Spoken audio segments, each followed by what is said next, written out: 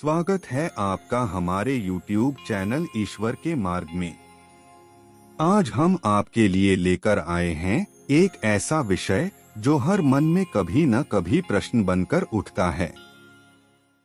एक गहरी जिज्ञासा, एक भावनात्मक सच्चाई और आत्मा से जुड़ा रहस्य। मरने के बाद क्या आत्मा हमें देखती है या नहीं? क्या हमारे आंसू उसे महसूस होते हैं? क्या हमारा प्रेम, हमारा स्मरण उस तक पहुंचता है? आज हम इस प्रश्न को डर या अंधविश्वास से नहीं, बल्कि शांति, समझ और आध्यात्मिक दृष्टि से जानने का प्रयास करेंगे। तो आइए शब्दों से नहीं, अनुभूति से इस यात्रा को शुरू करते हैं। अंत तक हमारे साथ बने रहिए, क्योंकि यह वीडियो आपको उत्तर ही नहीं बल्कि एक नई दृष्टि भी देगा। मृत्यु के बाद शव को अकेला क्यों नहीं छोड़ा जाता? गरुड़ पुराण के अनुसार रहस्य। हिंदू धर्म में मृत्यु को जीवन का अंत नहीं बल्कि एक अवस्था से दूसरी अवस्था में प्रवेश माना गया है। गरुड़ पुराण में मृत्यु के बाद आत्मा की यात्रा, उसके अनुभव और उससे जुड़े संस्कारों का विस्तृत वर्णन मिलता है। इसी संदर्भ में यह प्रश्न उठता है कि मृत्यु के बाद शव को अकेला क्यों नहीं छोड़ा जाता? गरुड़ पुराण के अनुसार मृत्यु के तुरंत बाद आत्मा शरीर को छोड़ देती है, लेकिन उसका शरीर से सूक्ष्म संबंध कुछ समय तक बना रहता है। आत्मा अचानक हुए इस परिवर्तन से भ्रमित, भयभीत और असहाय स्थिति में होती है। यदि इस समय शव को अकेला छोड़ दिया जाए तो माना जाता है कि आत्मा को अत्यधिक कष्ट और भय का अनुभव होता है। इसलिए परिवारजन और संबंधी शव के पास रहते हैं ताकि आत्मा को यह अनुभूति हो कि वह अकेली नहीं है। धार्मिक मान्यता के अनुसार मृत्यु के बाद नकारात्मक शक्तियां और यमदूतों से संबंधित भय भी आत्मा को विचलित कर सकते हैं। शव के पास दीपक जलाना, मंत्रोच्चार करना और किसी न किसी व्यक्ति का जागते रहना आत्मा के लिए सुरक्षा कवच माना जाता है। यह वातावरण आत्मा को शांति देता है और उसे आगे की यात्रा के लिए मानसिक बल प्रदान करता है। गरुड़ पुराण यह भी बताता है कि शव के पास रोना चिल्लाना नहीं चाहिए, बल्कि संयम और शांति बनाए रखनी चाहिए। अत्यधिक विलाप से आत्मा मोह में बंध जाती है और उसे आगे बढ़ने में कठिनाई होती है। शव को अकेला न छोड़ना, लेकिन शांत वातावरण बनाए रखना, यह दोनों बातें आत्मा के हित में मानी गई हैं। एक अन्य महत्वपूर्ण कारण यह भी है कि मृत्यु के बाद शरीर को पवित्र माना जाता है, क्योंकि उसमें अभी-अभी आत्मा का वास था। इस कारण शव के साथ सम्मानपूर्ण व्यवहार आवश्यक है। उसे अकेला छोड़ देना अशुभ और असम्मानजनक समझा जाता है। यही कारण है कि अंतिम संस्कार तक शव की निगरानी की जाती है। व्यावहारिक दृष्टि से देखें तो पुराने समय में शव को अकेला छोड़ना अस्वच्छता और जानवरों के कारण भी उचित नहीं माना जाता था। लेकिन धार्मिक ग्रंथों ने इसे आध्यात्मिक नियमों से जोड़कर समाज में अनुशासन और संवेदना बनाए रखी। इस प्रकार गरुड़ पुराण के अनुसार शव को अकेला न छोड़ना केवल एक परंपरा नहीं, बल्कि आत्मा की शांति, सुरक्षा और उसके अगले मार्ग को सहज बनाने का माध्यम है। यह विश्वास हमें मृत्यु को केवल दुख का कारण नहीं, बल्कि एक गहन आध्यात्मिक प्रक्रिया के रूप में समझने की दृष्टि देता है। मृत्यु के बाद शव के साथ किसी का रहना क्यों आवश्यक माना गया है? आध्यात्मिक दृष्टि। भारतीय धार्मिक परंपराओं में मृत्यु के बाद के समय को अत्यंत संवेदनशील माना गया है। शास्त्रों के अनुसार यह केवल देह का त्याग नहीं, बल्कि आत्मा की एक गूढ़ और कठिन यात्रा की शुरुआत होती है। इसी कारण मृत्यु के बाद शव को कभी भी पूर्णतः अकेला नहीं छोड़ा जाता। मान्यता है कि मृत्यु के पश्चात आत्मा कुछ समय तक भौतिक संसार और अपने शरीर से जुड़ी स्मृतियों में उलझी रहती है। यह अवस्था असमंजस और अनिश्चितता से भरी होती है।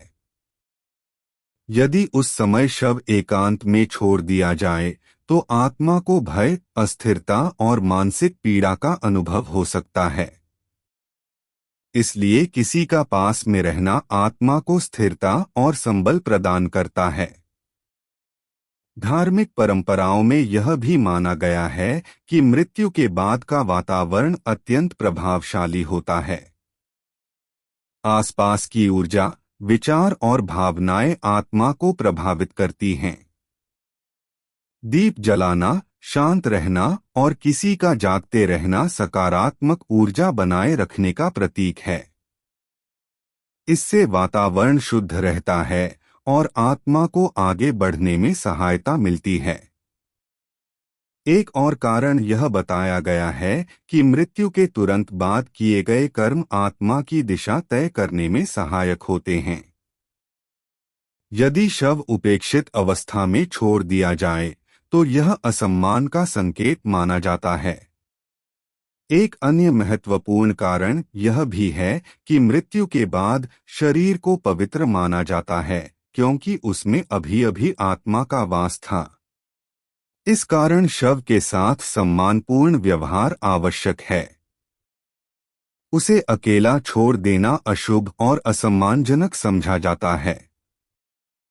यही कारण है कि अंतिम संस्कार तक शव की निगरानी की जाती है। व्यावहारिक दृष्टि से देखें तो पुराने समय में शव को अकेला छोड़ना अस्वच्छता और जानवरों के कारण भी उचित नहीं माना जाता था। लेकिन धार्मिक ग्रंथों ने इसे आध्यात्मिक नियमों से जोड़कर समाज में अनुशासन और संवेदना बनाए रखी।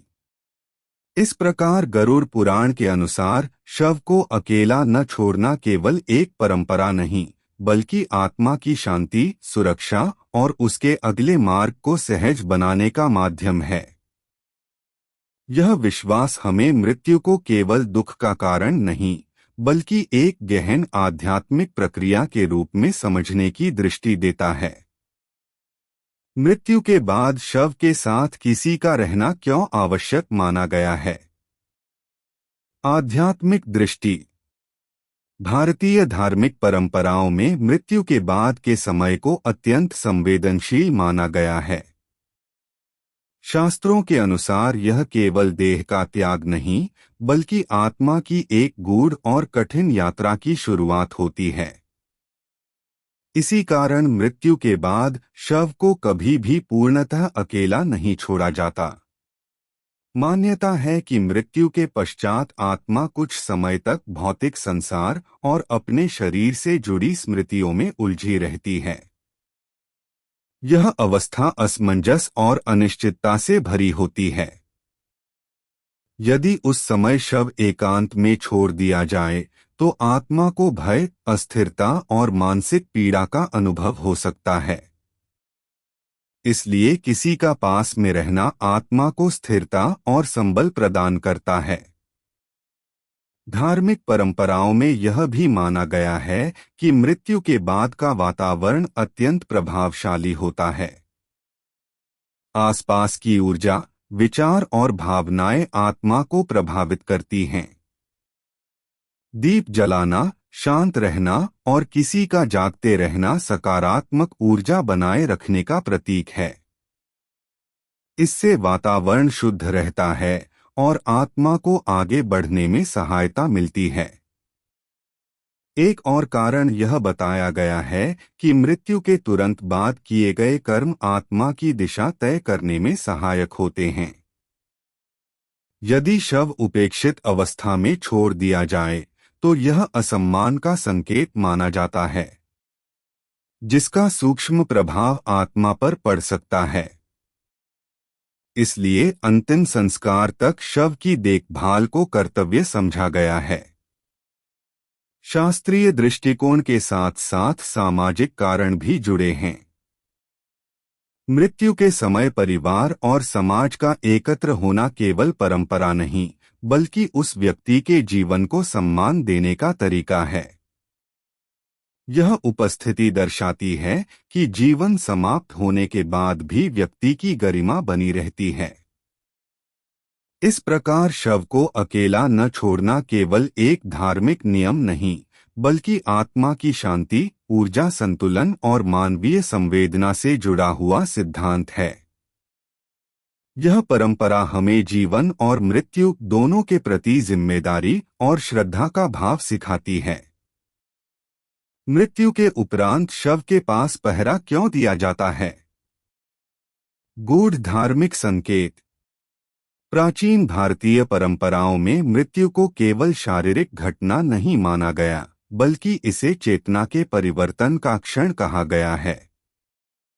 शास्त्रों के अनुसार इस समय जो व्यवस्था बनाई गई है, उसका उद्देश्य जीव और वातावरण दोनों को संतुलन में रखना है। इसी कारण मृत्यु के बाद शव को एकांत में छोड़ने की परंपरा नहीं है। मान्यता है कि देह त्यागने के बाद जीवात्मा तुरंत किसी नए लोक में स्थिर नहीं होती। वह कुछ समय तक अपने पुराने जीवन, संबंधों और कर्मों की छाया में रहती है। यह अवस्था अत्यंत सूक्ष्म और अस्थिर होती है। यदि इस समय शव उपेक्षित अवस्था में पड़ा रहे, तो यह आत्मा के लिए मानसिक विचलन का कारण बन सकता है। इसलिए किसी का उपस्थित रहना आवश्यक माना गया है। धार्मिक दृष्टि से मृत्यु के बाद का स्थान ऊर्जा की दृष्टि से अत्यंत संवेदनशील होता है। कहा जाता है कि इस समय आसपास की नकारात्मक शक्तियां अधिक सक्रिय हो जाती हैं। दीप, धूप और मानव उपस्थिति को उस क्षेत्र की रक्षा का प्रतीक माना गया है। यह केवल क्रिया नहीं, बल्कि चेतन पहरेदारी का संकेत है। एक विश्वास यह भी है कि मृत्यु के पश्चात किए गए व्यवहार का प्रभाव सूक्ष्म रूप से आत्मा की आगे की स्थिति पर पड़ता है। सम्मान, सावधानी और जागरूकता यह दर्शाती है कि देह का त्याग अपमान नहीं, बल्कि एक पवित्र परिवर्तन है। शव के पास रहना उसी सम्मान का प्रतीक है। सामाजिक स्तर पर यह परंपरा परिवार को एक साथ आने और शोक को संयम में बदलने का अवसर देती है। यह समय केवल विदाई का नहीं, बल्कि जीवन की नश्वरता को समझने का भी होता है। अकेलापन यहाँ अशुभ माना गया है, क्योंकि मृत्यु के क्षण में सामूहिक चेतना को आवश्यक समझा गया। इस प्रकार शव के साथ किसी का रहना अंधविश्वास नहीं, बल्कि आध्यात्मिक सतर्कता, ऊर्जा संतुलन और मानवीय मर्यादा से जुड़ा हुआ सिद्धांत है, जो जीवन और मृत्यु के बीच की सीमा को सम्मानपूर्वक स्वीकार करना सिखाता है। मरने के बाद आत्मा कहा जाती है। शास्त्रीय और आध्यात्मिक दृष्टि। हिंदू दर्शन के अनुसार मृत्यु शरीर की समाप्ति है, आत्मा की नहीं। आत्मा को शाश्वत, अविनाशी और चेतन तत्व माना गया है, जो शरीर को त्याग कर अपनी अगली यात्रा पर निकलती है। मृत्यु के क्षण में जब प्राण शरीर से अलग होते हैं, तब आत्मा स्थूल देह को छोड़कर सूक्ष्म शरीर के साथ गतिशील हो जाती है। यह सूक्ष्म शरीर मन, बुद्धि, अहंकार और संस्कारों से बना होता है, जो आत्मा के साथ बना रहता है। इसी के आधार पर आत्मा का आगे का मार्ग निर्धारित होता है। गरुड़ पुराण के अनुसार मृत्यु के बाद आत्मा तुरंत किसी एक स्थान पर स्थिर नहीं होती। वह एक मध्य अवस्था में रहती है, जहां उसे अपने जीवन के कर्म, इच्छाएं और आसक्तियां अनुभव के रूप में सामने आती हैं। यही कारण है कि आत्मा को मृत्यु के बाद का समय अत्यंत संवेदनशील माना गया है। आत्मा अपने किए हुए कर्मों का स्मरण करती है और उसी के अनुरूप आगे की दिशा तय होती है। यह यात्रा केवल भौतिक दूरी की नहीं, बल्कि चेतना की गहराई से जुड़ी होती है। शास्त्रों में बताया गया है कि जिन आत्माओं ने जीवन में धर्म, सत्य और सत्कर्मों का पालन किया होता है, वे उच्च लोकों की ओर अग्रसर होती हैं। ऐसे लोकों को स्वर्ग, पितृलोक या दिव्य लोक कहा गया है, जहां आत्मा को शांति और विश्राम का अनुभव होता है। वहीं जिन आत्माओं का जीवन अत्यधिक मोह, हिंसा, छल या अधर्म से भरा होता है, वे निम्न स्तर की चेतन अवस्थाओं में प्रवेश करती हैं। इसे नरक या क्लेश की अवस्था कहा गया है, जहां आत्मा अपने कर्मों का फल अनुभव करती है। यह भी माना जाता है कि सभी आत्माएं स्थायी रूप से किसी लोक में नहीं रहती। जब कर्मों का फल समाप्त हो जाता है, तब आत्मा पुनः जन्म लेने की प्रक्रिया में प्रवेश करती है। पुनर्जन्म आत्मा की अधूरी इच्छाओं, संस्कारों और कर्मों के आधार पर होता है। इसलिए कहा गया है कि आत्मा स्वयं अपना मार्ग बनाती है, न कोई उसे दंड देता है और न पुरस्कार, बल्कि वही अपने कर्मों के अनुसार आगे बढ़ती है। कुछ योग और उपनिषदिक विचारधाराओं में यह भी कहा गया है कि जो आत्माएं ज्ञान, वैराग्य और आत्मबोध प्राप्त कर लेती हैं, वे इस जन्म मृत्यु के चक्र से मुक्त हो जाती हैं। ऐसी आत्माएं किसी लोक में जाने के बजाय ब्रह्मा में लीन हो जाती हैं। इसे मोक्ष कहा गया है, जहां आत्मा न किसी रूप में बंधी रहती है और न किसी यात्रा में, बल्कि पूर्ण शांति और चेतना में स्थित हो जाती है। इस प्रकार मृत्यु के बाद आत्मा का गमन किसी एक निश्चित स्थान तक सीमित नहीं है। यह एक गहरी आध्यात्मिक प्रक्रिया है, जो कर्म, चेतना और जीवन के उद्देश्य से जुड़ी होती है। शास्त्र हमें यही समझाते हैं कि मृत्यु अंत नहीं, बल्कि आत्मा की निरंतर यात्रा का एक पड़ाव है और जीवन का प्रत्येक कर्म उस यात्रा की दिशा तय करता है। मृत्यु के बाद आत्मा का अनुभव साधारण नहीं होता, यह चेतना के एक स्तर से दूसरे स्तर में प्रवेश की प्रक्रिया है। जब शरीर निष्क्रिय हो जाता है, तब आत्मा स्वयं को एक नई स्थिति में पाती है, जहां समय और दूरी वैसे नहीं होते जैसे भौतिक संसार में होते हैं। वहां अनुभूति विचारों से होती है, भावनाओं से होती है और सबसे अधिक स्मृतियों से होती है। जीवन भर जो सोचा गया, जो चाहा गया और जो महसूस किया गया, वही आत्मा का संसार बन जाता है। आध्यात्मिक मान्यताओं के अनुसार आत्मा मृत्यु के बाद किसी अंधकार में नहीं भटकती, बल्कि वह स्वयं के भीतर उतरती है। यह एक आत्म साक्षात्कार का समय होता है, जहां बाहरी दुनिया समाप्त हो जाती है और आंतरिक सत्य सामने आता है। उस अवस्था में आत्मा न तो शरीर को याद करती है और न ही सांसारिक पहचान को, बल्कि वह यह अनुभव करती है कि वह वास्तव में क्या है। इसी अनुभव से आगे का मार्ग स्वतः खुलता है। कहा जाता है कि मृत्यु के बाद आत्मा को सबसे अधिक आकर्षण शांति की ओर होता है। जिन लोगों ने जीवन में प्रेम, करुणा और क्षमा को महत्व दिया होता है, उनकी आत्मा हल्की और मुक्त अनुभव करती है। ऐसी आत्माएं सहजता से ऊंची चेतन अवस्थाओं की ओर बढ़ती हैं, जहां उन्हें किसी भय या पीड़ा का बोध नहीं होता। वहां कोई दंड या परीक्षा नहीं होती, केवल गहन विश्राम और संतुलन होता है। इसके विपरीत जिन जीवनों में अशांति, द्वेष और असंतोष अधिक रहा हो, आत्मा को स्वयं के ही विचारों का सामना करना पड़ता है। यह कोई बाहरी सजा नहीं होती, बल्कि आत्मा की अपनी ही गहराई में छुपी उलझनों का अनुभव होता है। यह अनुभव आत्मा को समझाता है कि अधूरापन कहाँ था और परिवर्तन की आवश्यकता कहाँ है। यही समझ आगे के सफर की तैयारी बनती है। कुछ आध्यात्मिक धारणाएं यह भी कहती हैं कि आत्मा मृत्यु के बाद अपनों से जुड़ाव महसूस करती है, लेकिन वह जुड़ाव शब्दों या रूपों का नहीं, बल्कि ऊर्जा और भाव का होता है। आत्मा देखती है कि पीछे छूटे लोग कैसे जी रहे हैं, और यदि वहां प्रेम और स्वीकार है तो आत्मा और अधिक शांत हो जाती है। इसलिए शोक के बजाय श्रद्धा और स्मरण को महत्व दिया गया है। अंततः आत्मा की यात्रा किसी रहस्यमय स्थान की ओर नहीं, बल्कि पूर्णता की ओर होती है। यह यात्रा हर बार जन्म और मृत्यु से होकर गुजरे, यह आवश्यक नहीं। जब आत्मा स्वयं को पहचान लेती है, तब उसे कहीं जाना नहीं पड़ता।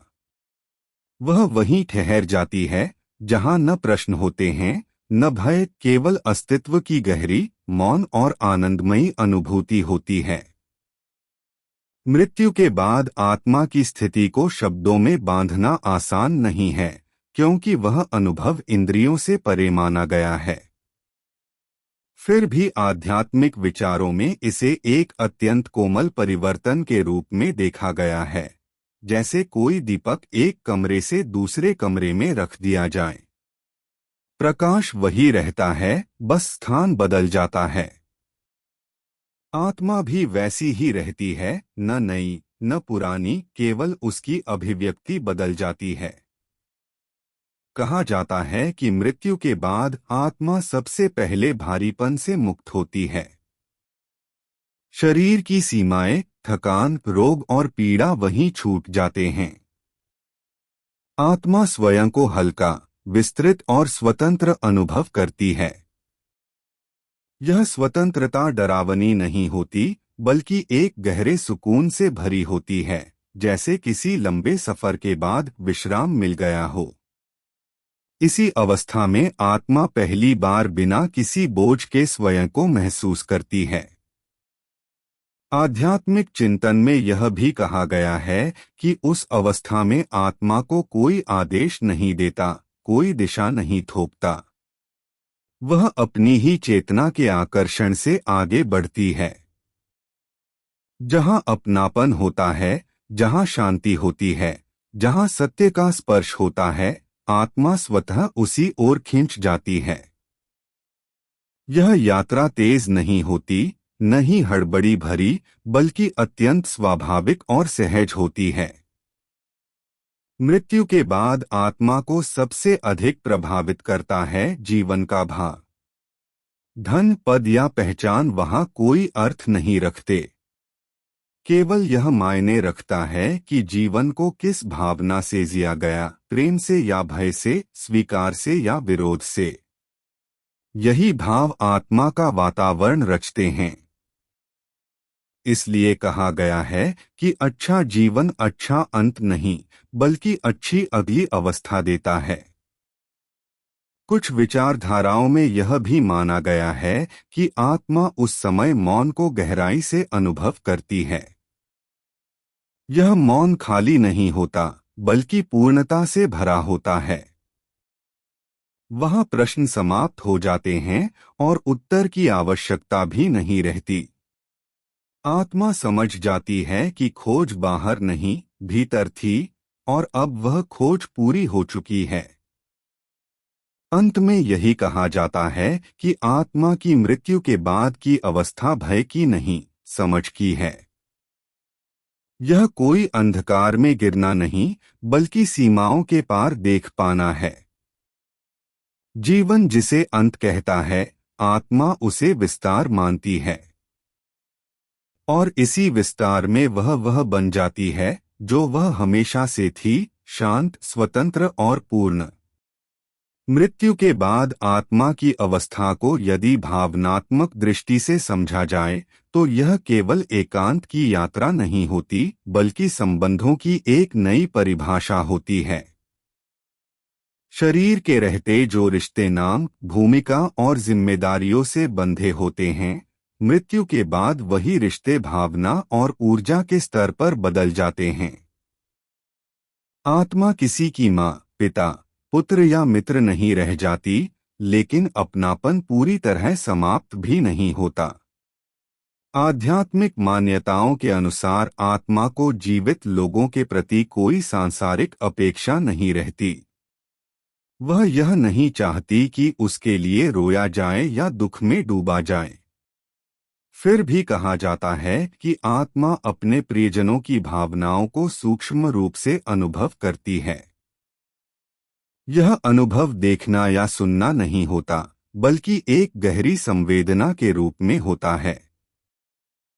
इसी अवस्था में आत्मा पहली बार बिना किसी बोझ के स्वयं को महसूस करती है। आध्यात्मिक चिंतन में यह भी कहा गया है कि उस अवस्था में आत्मा को कोई आदेश नहीं देता, कोई दिशा नहीं थोपता। वह अपनी ही चेतना के आकर्षण से आगे बढ़ती है। जहां अपनापन होता है, जहां शांति होती है, जहां सत्य का स्पर्श होता है, आत्मा स्वतः उसी ओर खिंच जाती है। यह यात्रा तेज नहीं होती, न ही हड़बड़ी भरी, बल्कि अत्यंत स्वाभाविक और सहज होती है। मृत्यु के बाद आत्मा को सबसे अधिक प्रभावित करता है जीवन का भाव। धन, पद या पहचान वहां कोई अर्थ नहीं रखते। केवल यह मायने रखता है कि जीवन को किस भावना से जिया गया, प्रेम से या भय से, स्वीकार से या विरोध से। यही भाव आत्मा का वातावरण रचते हैं। इसलिए कहा गया है कि अच्छा जीवन अच्छा अंत नहीं, बल्कि अच्छी अगली अवस्था देता है। कुछ विचारधाराओं में यह भी माना गया है कि आत्मा उस समय मौन को गहराई से अनुभव करती है। यह मौन खाली नहीं होता, बल्कि पूर्णता से भरा होता है। वहाँ प्रश्न समाप्त हो जाते हैं और उत्तर की आवश्यकता भी नहीं रहती। आत्मा समझ जाती है कि खोज बाहर नहीं, भीतर थी, और अब वह खोज पूरी हो चुकी है। अंत में यही कहा जाता है कि आत्मा की मृत्यु के बाद की अवस्था भय की नहीं, समझ की है। यह कोई अंधकार में गिरना नहीं, बल्कि सीमाओं के पार देख पाना है। जीवन जिसे अंत कहता है, आत्मा उसे विस्तार मानती है।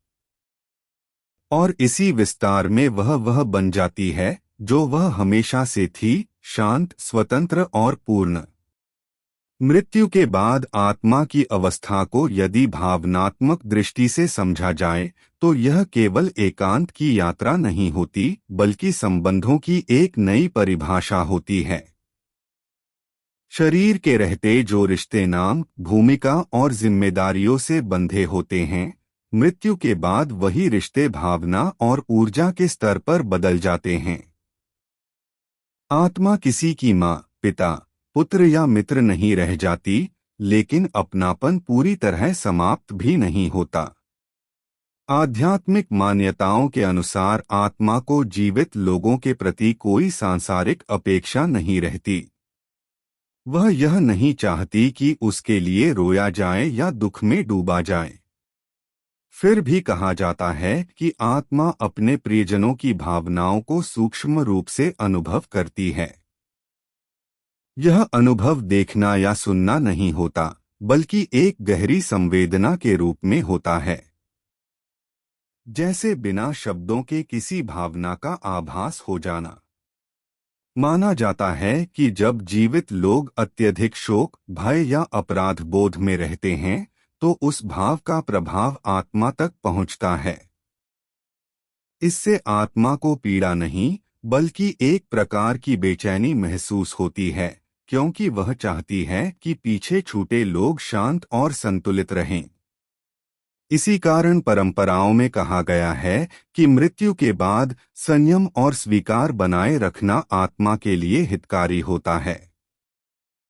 कई आध्यात्मिक विचार यह भी कहते हैं कि आत्मा प्रेम और स्मरण से जुड़ाव महसूस करती है, लेकिन आसक्ति से नहीं। यदि किसी को श्रद्धा, कृतज्ञता और शांत मन से याद किया जाए तो यह स्मरण आत्मा के लिए एक मधुर अनुभूति बनता है। वहीं बार बार पुकारना, रोकना या वापस बुलाने की कामना करना आत्मा को आगे बढ़ने से रोक सकता है। यह भी माना जाता है कि समय के साथ आत्मा का जीवित संसार से जुड़ाव धीरे धीरे कम होता जाता है। जैसे जैसे वह अपनी नई अवस्था में स्थिर होती है, वैसे वैसे पुराने रिश्ते स्मृति की तरह हल्के हो जाते हैं। यह दूरी बेरुखी नहीं होती, बल्कि चेतना का विस्तार होती है, जहां व्यक्तिगत संबंध सार्वभौमिक करुणा में बदल जाते हैं।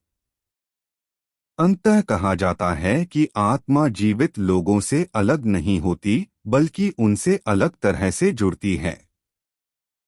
वह शब्दों में नहीं बोलती, रूप में नहीं दिखती, लेकिन यदि संबंध प्रेम पर आधारित रहा हो तो वह प्रेम कभी समाप्त नहीं होता।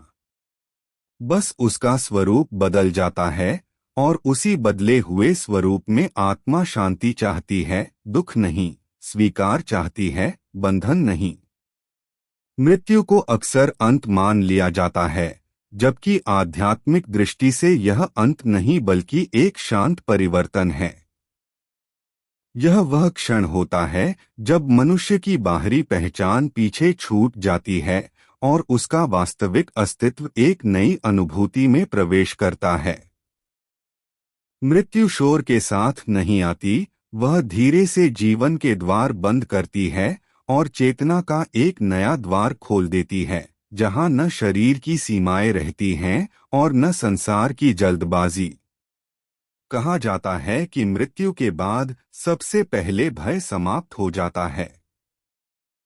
जीवन भर जो चिंताएं मन को बांधे रखती हैं, वे अचानक अपना महत्व खो देती हैं।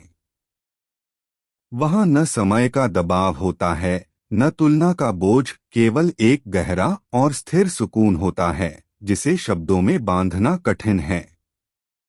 इसी कारण कई आध्यात्मिक परंपराएं मृत्यु को दंड नहीं, बल्कि विश्राम के रूप में देखती हैं। मृत्यु यह भी सिखाती है कि रिश्ते टूटते नहीं, उनका स्वरूप बदल जाता है। जो प्रेम सच्चे भाव से जुड़ा हो, वह देह के बिना भी बना रहता है। शरीर भले ही साथ न हो, लेकिन भावनाएं स्मृति, प्रार्थना और मौन संबंध के रूप में जीवित रहती हैं। शायद इसी कारण कहा जाता है कि वास्तविक दूरी मृत्यु से नहीं, बल्कि संवेदनहीनता से पैदा होती है। अंततः मृत्यु मनुष्य को जीवन का सबसे गहरा सत्य समझाती है कि बोझ साथ नहीं जाते। अहंकार, द्वेष और कठोरता यही रह जाते हैं, आगे वही बढ़ता है जो हृदय से उपजा हो। जो व्यक्ति जीवन को समझदारी और करुणा से जीता है, उसके लिए मृत्यु अंधकार नहीं बनती, बल्कि एक शांत, कोमल और विश्रामपूर्ण मौन बन जाती है। यादें इसलिए नहीं मरती क्योंकि वे किसी शरीर में नहीं, हमारे भीतर की चेतना में बसती हैं। इंसान चला जाता है, आवाजें थम जाती हैं, लेकिन जो पल दिल को छू जाते हैं, वे समय के साथ मिटते नहीं। यादें केवल बीते हुए क्षण नहीं होती, वे अनुभव होती हैं, और अनुभव कभी समाप्त नहीं होते।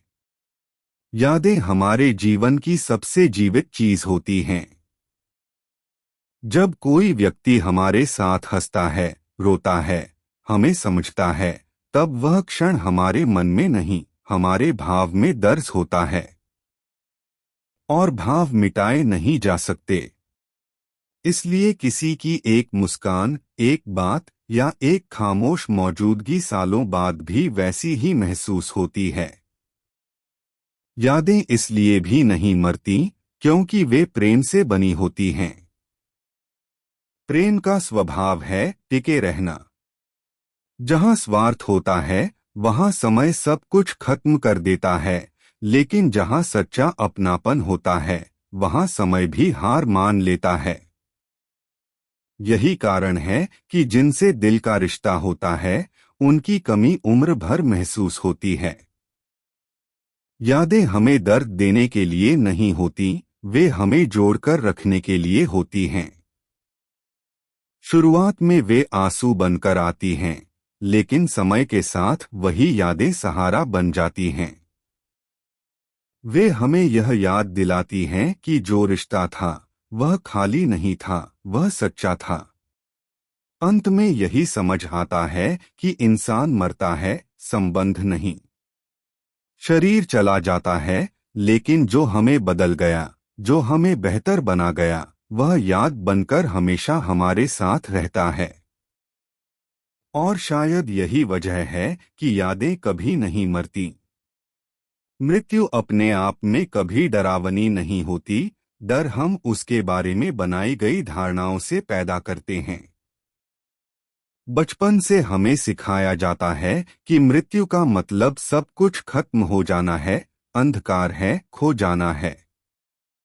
जब किसी चीज को बिना समझे बार बार डर के रूप में दिखाया जाए, तो वह डर बन ही जाती है।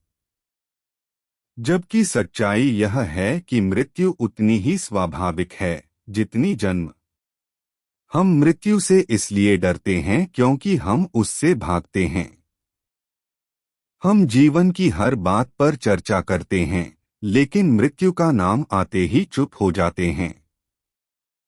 जो विषय जितना दबाया जाता है, वह उतना ही भयावह बन जाता है।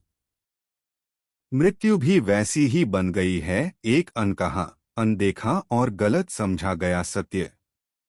मृत्यु का सबसे बड़ा डर यह है कि सब खत्म हो जाएगा। लेकिन क्या सच में जीवन में कुछ भी हमेशा रहता है? बचपन, रिश्ते, समय सब बदलता है। यदि परिवर्तन से हमें डर नहीं लगता, तो मृत्यु से क्यों? शायद इसलिए क्योंकि हम उसे परिवर्तन नहीं, अंत मान लेते हैं। दरअसल मृत्यु जीवन की दुश्मन नहीं, उसकी पूर्णता है। जैसे दिन का अंत रात से होता है, वैसे ही जीवन का संतुलन मृत्यु से बनता है। यदि मृत्यु न हो तो जीवन का मूल्य ही समाप्त हो जाए। जो सीमित है वही मूल्यवान होता है। हम मृत्यु को डरावना इसलिए भी बना देते हैं क्योंकि हम उसे पीड़ा से जोड़ देते हैं। हमें लगता है मृत्यु का मतलब कष्ट है। लेकिन पीड़ा मृत्यु की नहीं, शरीर की होती है। मृत्यु तो उस पीड़ा से मुक्ति है। वह दर्द नहीं देती, दर्द से छुटकारा दिलाती है। मृत्यु का डर हमें इसलिए भी लगता है क्योंकि हम नियंत्रण खोने से डरते हैं। जीवन में हम सब कुछ अपने हिसाब से चलाना चाहते हैं, लेकिन मृत्यु हमें याद दिलाती है कि सब कुछ हमारे हाथ में नहीं। यह अहंकार को सबसे ज्यादा चोट पहुंचाती है।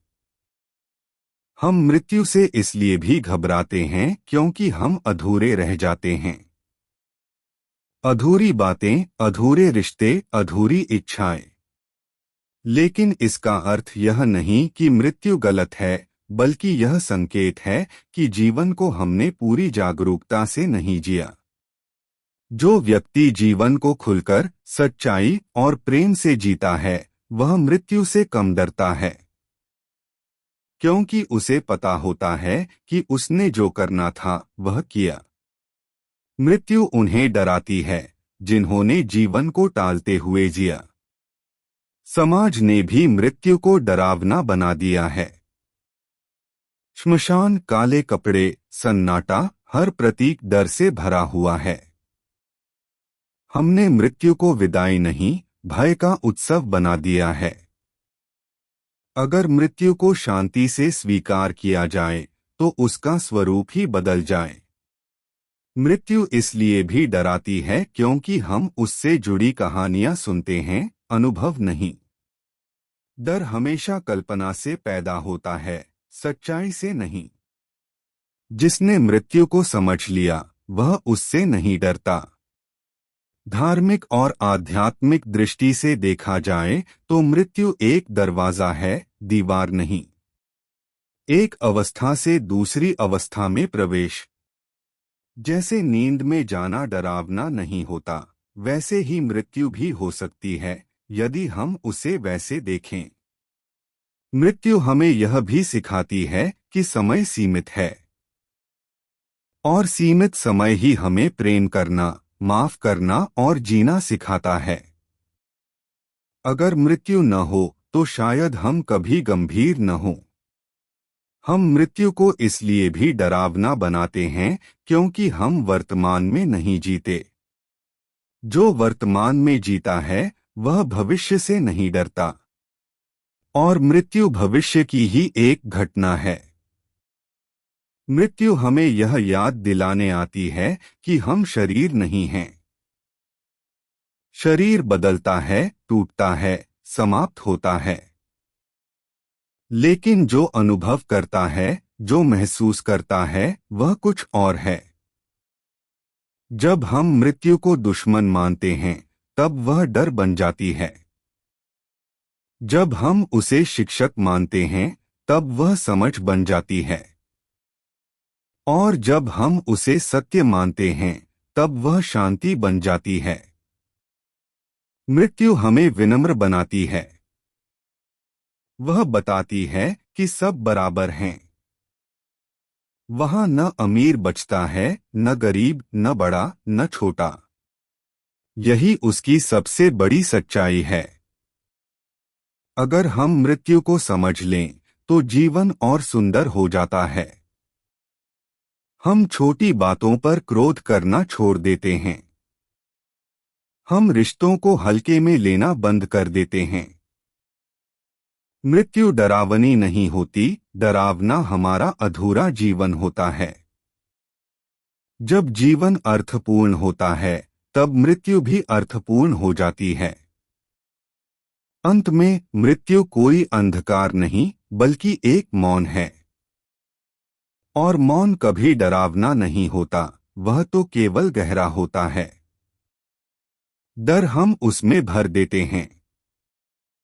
इसलिए यदि मृत्यु से डर लगता है तो मृत्यु को मत बदलिए, जीवन को बदलिए। क्योंकि मृत्यु जैसी है वैसी ही रहेगी, बदलना हमें है। मृत्यु से जुड़ा डर वास्तव में मृत्यु का नहीं, अज्ञान का डर होता है। जो चीज हमें समझ में नहीं आती हम उसे खतरे के रूप में देख लेते हैं। मृत्यु भी वैसी ही एक सच्चाई है जिसे हमने जाना नहीं, केवल सुना है। हम मृत्यु को इसलिए भी भयानक मानते हैं क्योंकि हमने उसे कभी शांत रूप में देखा ही नहीं। हमारे सामने मृत्यु हमेशा अफरातफरी, रोने और टूटन के साथ आई। स्वाभाविक है कि मन उसी छवि को पकड़ लेता है। मृत्यु का डर हमारे भीतर बचपन से डाला जाता है। कहानियों, फिल्मों और बातों में उसे डर के रूप में प्रस्तुत किया जाता है। धीरे धीरे वह डर हमारी सोच का हिस्सा बन जाता है, बिना यह पूछे कि क्या यह डर सच में हमारा है। असल में मृत्यु हमें कुछ छीनने नहीं आती, वह हमें सबक देने आती है। वह हमें बताती है कि समय सीमित है और हर पल की कीमत है। लेकिन हम उस संदेश को सुनने के बजाय उसके आने से ही घबरा जाते हैं। मृत्यु का विचार हमें इसलिए भी परेशान करता है क्योंकि वह हमें असहाय बना देता है। जीवन में हम संघर्ष कर सकते हैं, भाग सकते हैं, बदल सकते हैं, लेकिन मृत्यु के सामने हमें रुकना पड़ता है। रुकना आज के समय में सबसे डरावनी चीज बन गई है। हम हर समय आगे बढ़ना चाहते हैं, व्यस्त रहना चाहते हैं। मृत्यु हमें ठहरने को कहती है और वही ठहराव हमें असहज कर देता है। मृत्यु से जुड़ा डर दरअसल अहंकार का डर भी है। यह डर कि मैं नहीं रहूंगा, मेरी पहचान खत्म हो जाएगी। लेकिन शायद यही पहचान ही वह बोझ है जिससे मृत्यु हमें मुक्त करने आती है। हम सोचते हैं मृत्यु हमें अकेला कर देगी, जबकि जीवन में भी हम कितनी बार अकेले महसूस करते हैं। फर्क सिर्फ इतना है कि जीवन में अकेलापन शोर करता है, मृत्यु का अकेलापन शांत होता है। मृत्यु को हमने अंधकार से जोड़ दिया है, जबकि कई आध्यात्मिक परंपराएं उसे प्रकाश की ओर बढ़ना मानती हैं। लेकिन डर हमेशा अंधेरे से नहीं, अज्ञात से पैदा होता है। मृत्यु हमें यह भी दिखाती है कि जो स्थायी समझा जाता है वह अस्थायी है। यह सच स्वीकार करना कठिन है, इसलिए हम उससे डरते हैं। हम मृत्यु से इसलिए भी डरते हैं क्योंकि हमने जीना टाल रखा है। जो सपने अधूरे हैं, जो बातें अनकही हैं, वही मृत्यु के नाम से हमें बेचैन कर देती हैं। जो व्यक्ति हर दिन को पूरी तरह जीता है, उसके लिए मृत्यु अचानक नहीं आती। वह पहले से ही जीवन को पूरा कर चुका होता है। मृत्यु का डर हमें वर्तमान से काट देता है। हम भविष्य के अंत से इतना डरते हैं कि वर्तमान का जीवन ही खो देते हैं। हम मृत्यु को इसलिए भी भयानक मानते हैं क्योंकि हम उसे हमेशा दूसरों के लिए सोचते हैं। अपनी मृत्यु पर शांत चिंतन कम लोग करते हैं। मृत्यु हमें बराबरी का पाठ पढ़ाती है। उसके सामने कोई विशेष नहीं होता। शायद यह समानता ही हमारे अहंकार को स्वीकार नहीं। मृत्यु हमें यह याद दिलाती है कि शरीर हमारा नहीं है, हमें बस दिया गया है। और जो दिया गया है उसका लौटना स्वाभाविक है। हम मृत्यु को प्रश्न मानते हैं, जबकि वह उत्तर भी हो सकती है। उन सवालों का उत्तर जिनका बोझ जीवन भर उठाया। मृत्यु हमें सिखाती है कि नियंत्रण एक भ्रम है। जितना जल्दी हम इसे समझ लें, उतना ही जीवन हल्का हो जाता है। डर इसलिए भी है क्योंकि हम मृत्यु को अकेले अनुभव करने की कल्पना करते हैं। लेकिन शायद वह अनुभव अकेलेपन का नहीं, पूर्णता का होता है। मृत्यु से पहले का जीवन अगर खोखला हो तो मृत्यु भारी लगती है। लेकिन भरा हुआ जीवन मृत्यु को भी सहज बना देता है। मृत्यु हमें यह सोचने पर मजबूर करती है कि हमने क्या छोड़ा, न कि क्या पाया। और यही आत्ममंथन डर बन जाता है। मृत्यु कोई दुर्घटना नहीं, प्रकृति का नियम है। लेकिन हम नियम को स्वीकार करने के बजाय उससे लड़ते हैं। मृत्यु हमें यह सिखाने आती है कि हर चीज को पकड़कर नहीं रखा जा सकता। कुछ चीजें छोड़ने के लिए ही होती हैं। हम मृत्यु से इसलिए डरते हैं क्योंकि हमने उसे समझने की कोशिश नहीं की, सिर्फ उससे बचने की कोशिश की। मृत्यु को जितना दूर रखते हैं, वह उतनी ही भारी लगती है। उसे जितना समझते हैं, वह उतनी ही शांत होती जाती है। मृत्यु हमें यह दिखाती है कि जीवन की गुणवत्ता अधिक महत्वपूर्ण है, अवधि नहीं। डर इसलिए भी है क्योंकि मृत्यु हमारे सारे बहानों को खत्म कर देती है। मृत्यु हमें यह एहसास दिलाती है कि हर पल अंतिम हो सकता है, और यही एहसास जीवन को सच्चा बनाता है। मृत्यु को हमने शोक से जोड़ दिया है, जबकि वह स्वीकार से जुड़ी हुई है। मृत्यु जीवन को छोटा नहीं करती, उसे अर्थ देती है। डर हमें मृत्यु से नहीं, मृत्यु की कल्पना से लगता है। मृत्यु हमें तोड़ने नहीं आती, हमें पूरा करने आती है। मृत्यु जीवन का विराम है, विफलता नहीं। हम मृत्यु से डरते हैं क्योंकि हमने मौन से दोस्ती नहीं की। मृत्यु का सच यह है कि वह हमें कहीं नहीं ले जाती, वह हमें वहीं लौटा देती है जहां से हम आए थे। अंत में मृत्यु डरावनी नहीं होती। डर हमारी सोच में पलता है। जब सोच बदलती है तो मृत्यु भी बदल जाती है, और तब वह डर नहीं, शांति बन जाती है।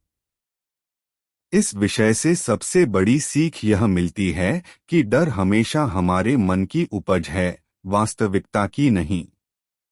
मृत्यु अपनी जगह शांति, समझ और संतुलन लेकर आती है, लेकिन हम उसे अज्ञान, अटकलों और कल्पनाओं के कारण भयावह बना देते हैं। अगर हम जीवन के हर क्षण को सचेत, प्रेमपूर्ण और स्वीकार के साथ जीना सीख लें, तो मृत्यु का डर अपने आप कम हो जाता है। यही कारण है कि जीवन का वास्तविक मूल्य मृत्यु के अनुभव से नहीं, बल्कि मृत्यु की उपस्थिति में जीवन को पूरी तरह जिया जाने से तय होता है। मृत्यु हमें याद दिलाती है कि सीमित समय में क्या करना जरूरी है, और यही शिक्षा हमें जीवन को महत्व देने और हर रिश्ते, हर पल का सम्मान करने की प्रेरणा देती है। दूसरी सीख यह है कि मृत्यु हमें सिखाती है कि छोड़ना और स्वीकार करना जीवन का हिस्सा है। हम जिस चीज को पकड़कर रखते हैं, वह हमें बोझ देती है, लेकिन वही चीज अगर समझदारी और शांति के साथ छोड़ दी जाए, तो आत्मा और मन दोनों हल्के हो जाते हैं। मृत्यु का अनुभव यह दर्शाता है कि सब कुछ स्थायी नहीं है, रिश्ते, शरीर, हालात और अस्थायी हैं, लेकिन प्रेम, अनुभव और समझ स्थायी हैं। इसे समझने से हमें जीवन में अनावश्यक चिंता, अहंकार और भय कम करने की क्षमता मिलती है। मृत्यु का डर मिटता है और उसकी जगह स्वीकार, शांति और गहराई आती है, जिससे जीवन और अधिक अर्थपूर्ण और सुखद बन जाता है। अगर आपको हमारा यह वीडियो पसंद आया हो, तो इसे लाइक करना ना भूलें और हमारे चैनल को सब्सक्राइब करें। साथ ही बेल आइकन दबाएं ताकि हमारी नई वीडियो सबसे पहले आपके पास पहुंचे। हम लगातार आपके लिए ऐसे ही प्रेरणादायक और जीवन बदलने वाले विषय लाते रहेंगे, जो आपको सोचने पर मजबूर करें, नई राह दिखाएं और जीवन में सीख देने का काम करें। आपकी सहभागिता और प्यार हमें आगे बढ़ने की प्रेरणा देता है।